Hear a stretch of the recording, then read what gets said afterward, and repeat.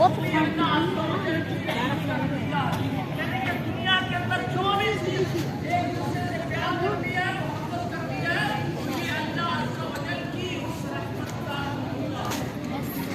تو حضرت موسیٰ علیہ السلام کی قوم نے کہا کہ اگر اللہ عز و جل کی اتنی بڑی رحمت ہے کہ اس کی ایک رحمت دنیا میں کتنی زیادہ ہے، تو جب قیامت کا میدان ہوگا تو پھر تو اللہ تعالیٰ اتنا غفور الرحیم ہے کہ پھر کیا ہوگا؟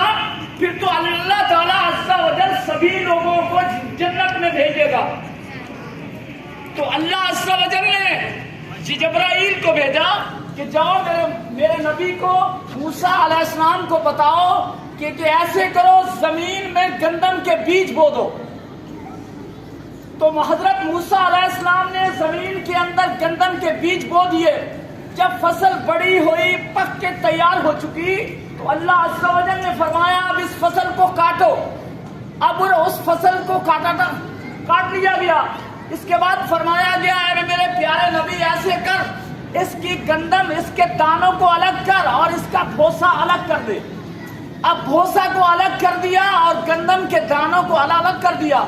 تو عزیز بچوں، اب اللہ تعالیٰ عز و جل نے فرمایا کہ اب اے میرے پیارے نبی یہ بتاؤ کہ یہ تو نے بھوسا جو الگ کر دیا، اس میں کوئی بھلائی کی چیز باقی ہے؟